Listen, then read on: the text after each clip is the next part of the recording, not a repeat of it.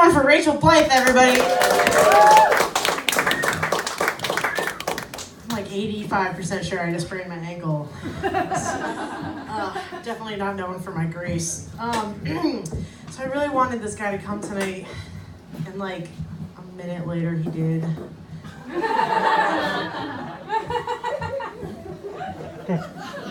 So a physicist, a furry, and a trans chick walk into a bar. I'm like, hey bartender, can I close my tab? My ex is here.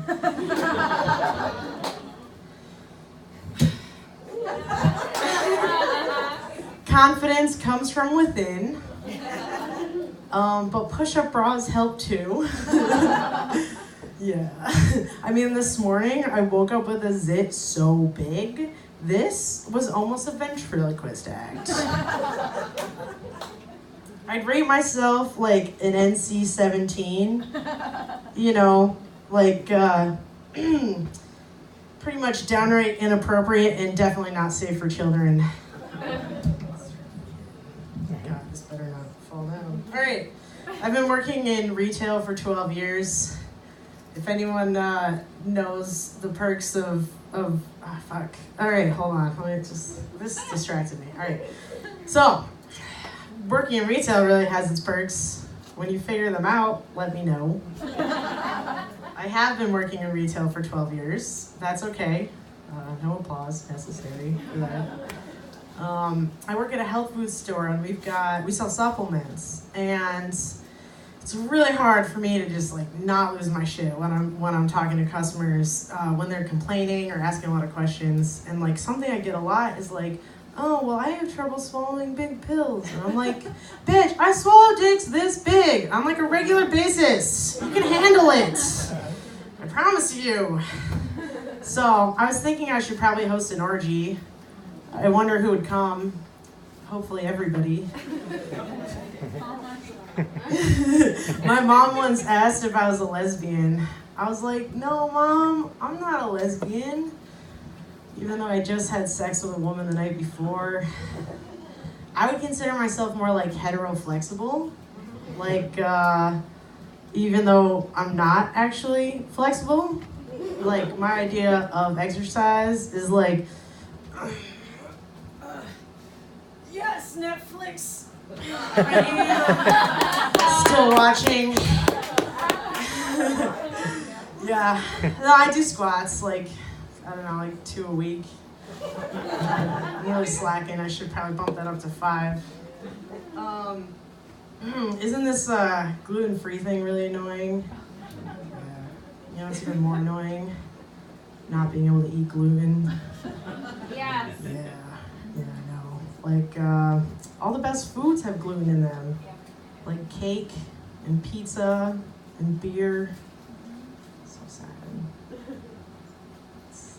You know, beer's not food. Like my idea of a peanut butter and jelly sandwich is to have 1 jar of peanut butter and 1 jar of jelly, and to put a spoon in each one, and then to just kind of alternate, you know, like put like one in my mouth and then like another one in my mouth, and then just like lick it off, and then like lick it, you know. That also describes my ideal dating life. Of course, my body decided I didn't like dairy either, so just like basically can't eat anything. So when I find like cookies or crackers or ice cream that I can eat, the serving size for me is always 1. Don't care what the package says, I'm eating the whole thing. Like some girls will eat, a pint of ice cream because they're sad, and I'll eat a pint of ice cream and call it dinner. I mean, seriously, like I would kill for Taco Bell. Like I would rather have Taco Bell than an orgasm. Because at least a guy can give me Taco Bell. Yes, I am single. Why do you ask? Is it because scientifically you only need to shower once a week? You guys are lucky in the front here. I picked today. Yeah. Some people have done things that they regret. And for some people that's me. Additionally, I've heard that cum is actually really rejuvenating for your skin. Yeah. I've also heard I look really great for being 27. So in college, I majored in studio arts, or as I like to call it, disappointing my parents. But I had to take a science class, for requirements. So I took a class called Art of Science. And in that class, we learned about the anatomy of plants. And I learned something, there's the stem, there's the leaves, there's the petals, and then there's the really pretty flower part of the plant. And that is actually the sex organ of the plant. Yeah, right? You learn something new every day. So, when someone hands someone else a bouquet of flowers, they're essentially like, hey, here's a handful of genitals. Genitals right in your face. It's kind of like foreshadowing. At the beginning of the relationship, you get real pretty flowers like tulips or tiger lilies. And then after 35 years of marriage, it's like, bitch, your pussy ain't no tulip. You're getting carnations. I hope no one got snapdragons for Valentine's Day. Speaking of genitals, my parents sent me to Catholic school for 12 years. And something funny about Catholic school, there is no sex education at all. It's just really, really lacking. I remember asking my dad, I said, Dad, what is sex? And he said, it's whether you're a boy or a girl.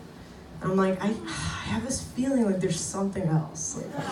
Like, I think there's more to it. And my mom wasn't much help either. She only gave me a birds and the bees talk after 2 Long Island iced teas. And she said, now Debbie, no hanky-panky. That was it. That's all I got. So I think it was like senior year of high school. In health class, my balding ex-Marine teacher, health teacher, just to give you that mental image, about 5'2" or whatever. So he's like, all right, sex portion of the class. Here's a PowerPoint. So this is literally what the presentation was. This is a penis after the genital warts have been burned off. Click. This is an ectopic pregnancy. It's when the fetus gets stuck developing in the fallopian tube. Yes, it does look like General Tso's chicken. Click. And for the last slide, a pop quiz. Why shouldn't you have sex? Because God doesn't want you to. Yeah. So I didn't even learn about porn until halfway through college. I gave my first blowjob from the side, like corn on the cob style.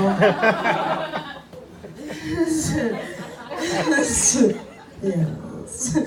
But sex education is important. That's my point there. Some people have asked me, what's the difference between going down on guys and going down on girls? And going down on guys is pretty straightforward, pun intended. Going down on girls is a little more complicated. When I think about it, something like this, it's like,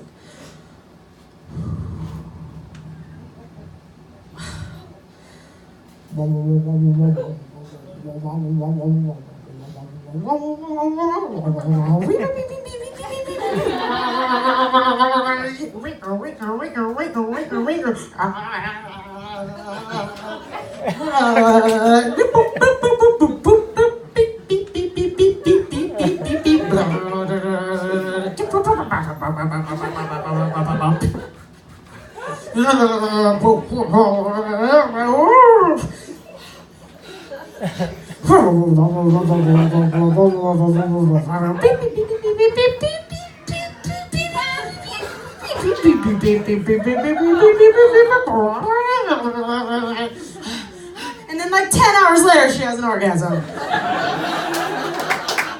Yo, so give it up to anyone that goes down on girls. All right, bring it back up, Rachel. Thank you so much. Have a great day.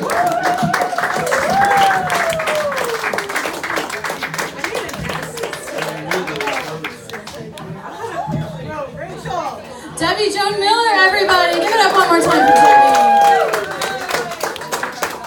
We're going to keep the show next comedian is the winner of the Queen Bee Comedy Festival, and she is absolutely hilarious. Please put